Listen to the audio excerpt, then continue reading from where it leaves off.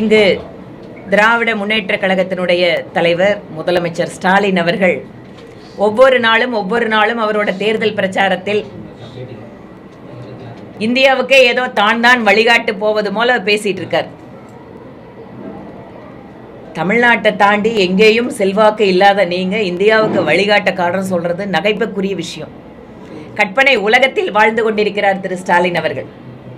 ஒவ்வொரு நாள் அவரோட பிரச்சாரத்தில் பாரதிய ஜனதா கட்சி, பிரதமர் மோடி, மத்திய அரசு, இதை தாண்டி அவர்கள் செய்வதற்கு வேறு அரசியலே இல்லை அப்படிங்கிறது தான் இருக்கு.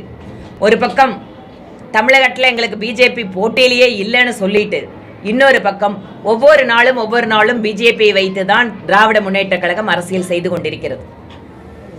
தமிழ்நாட்டுக்கு மத்திய அரசு நிதி தரவில்லை என்கின்ற ஒரு மிகப்பெரிய புழுகு மூட்டையை ஒவ்வொரு நாளும் தூக்கிட்டு சுமந்துட்டு இருக்காரு ஒவ்வொரு ஊருக்கும். இன்னும் கூட இன்னொரு உதாரணம் சொல்றேன். நீங்க டெல்டா மாவட்டத்தில் இருக்கக்கூடிய சகோதர சகோதரிகள் புரிஞ்சுக்கணும். இந்த நாட்டில் இருக்கக்கூடிய நதிகளை எல்லாம் இணைக்கணும், தேசியமயமாக்கணும் அப்படிங்கிறது பிஜேபியோட கொள்கை. நாங்கள் அதை சிறிது அமல்படுத்திட்டு இருக்கோம். ஆனா காவிரி பிரச்சனை அப்படிங்கிறது பிரதமர் மோடி அவர்கள் இருந்தபோது அது எவ்வளவு ஒரு எளிதான ஒரு விஷயமாகவும் அது ஒரு ஒத்துழைப்பு சார்ந்த ஒரு விஷயமாகவும் வச்சிருந்ததை இன்று கர்நாடகத்திலே காங்கிரஸ் கட்சி ஆட்சிக்கு வந்ததற்கு பின்பாக காவிரி நீரை கொடுக்க மாட்டோங்கிறதும், இங்க தமிழ்நாட்டில் இருக்கிற கூட்டணி கட்சி அது பற்றி பேசாமல் அமைதியாக வேடிக்கை பார்த்து கொண்டிருப்பதுமாக மக்களை ஏமாற்றுகின்ற கூட்டணியாக இன்று தமிழகத்தில் இந்த கூட்டணி இருக்கிறது. ஜிஎஸ்டி வந்து ₹1 வசூல் பண்ணா தமிழ்நாட்டுக்கு 29 பைசா, உத்தரப்பிரதேசத்துக்கு 7, உத்தரப்பிரதேசத்துக்கு ₹3, பீகார் மாநிலத்துக்கு ₹7 கொடுக்குறாங்க, பாரபட்சம் காட்டுறாங்கன்னு சொல்லியிருக்காரு.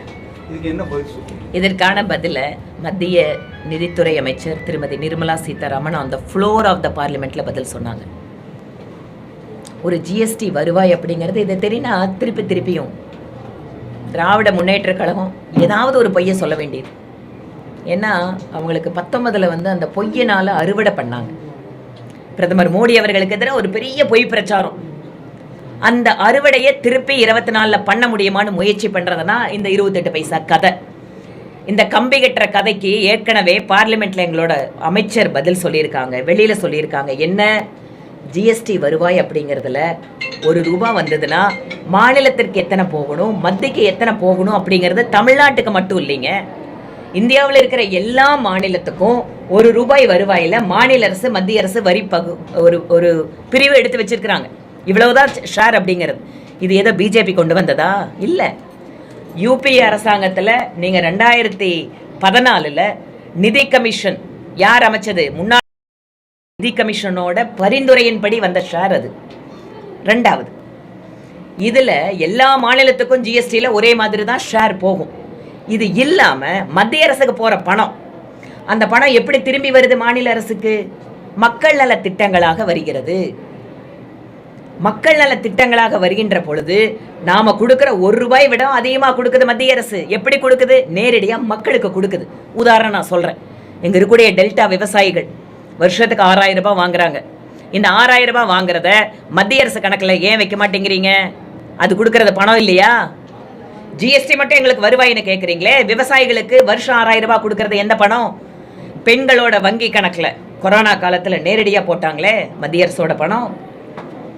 கடனுதவி திட்டத்தில் முத்ரா கடனுதவி திட்டம், நாட்டில் இருக்கிற எல்லாத்தோட வரி வருவாயை வாங்கி இந்த மாநிலத்திற்கு அதிகமாக கடன் கொடுத்துருக்காங்களே, அது மத்திய அரசோட பணம். இன்றைக்கு இலவசமாக ஒவ்வொரு நபருக்கும் 5 கிலோ கோதுமை, 5 கிலோ அரிசி அப்படின்னு ரேஷன் கடையில் கொடுக்குறாங்களே, மத்திய அரசோட பணம். அப்ப இதெல்லாம் கணக்கில் நான் சேர்த்திக்க மாட்டேன். என் கையில நீ லம்பா கொடு, நாங்க அதை எப்படி எங்க இதுல போட்டுக்கிறோமோ இல்ல அங்க கொஞ்சம் கொடுக்கறோமோ அது எங்க நாங்க வழக்கமா பண்றோம் அப்படின்னு நீங்க நினைச்சீங்கன்னா இப்ப மக்கள் அதுக்கு தயாரா இல்லை, புரிஞ்சுக்க ஆரம்பிச்சிட்டாங்க. ஏழைகள் யாருன்னு பார்த்து, யார் தகுதி வாய்ந்தவர்கள்னு பார்த்து பிரதமர் மோடி தமிழ்நாட்டு மக்களுக்கு உங்க கை வழியா அது போகல, அதனால என் கைக்கு வராதால நான் பிரதமரை 28 பைசா 29 பைசான்னு நான் கேவலப்படுத்துவேன்னு சொன்னா, நாங்க இன்னொரு கேள்வி முன்வைக்கிறோம். ட்ரக்குனால இளைய தலைமுறையை முழுசா சீரழிச்சிட்டு இருக்கிற அத்தனை கடத்தல் கும்பலையும் கூட வச்சுட்டு இருக்கிறீங்களே, அப்போ உங்களுக்கு நாங்க என்ன பேர் வைக்கலாம்? நான் ஏற்கனவே பத்திரிகையாளர் சந்திப்பில் கேட்டேன். பிரதமரை இந்த மாதிரி நீங்க விமர்சிச்சீங்கன்னா நாங்க உங்களை ட்ரக் உதயநிதினு சொல்லுவோம். எங்களுக்கும் பேர் வைக்க தெரியுங்க. ட்ரக்கை விற்கிறவன் கோடிக்கணக்கில் காசு கொடுக்குற எல்லாத்தையும் கடத்தல் பேர் வழியெல்லாம் கூட வச்சுட்டு அவங்களுக்கு பாதுகாப்பு கொடுத்துட்டு அதுக்கப்புறம் குற்றம் வெளியே தெரிஞ்சோன்னா எங்களுக்கு எதுவும் தெரியாதுன்னு கை கழுவிட்டு ஓடுற இந்த நாடகத்தெல்லாம் நாங்கள் நம்ப தயாராக இல்லை.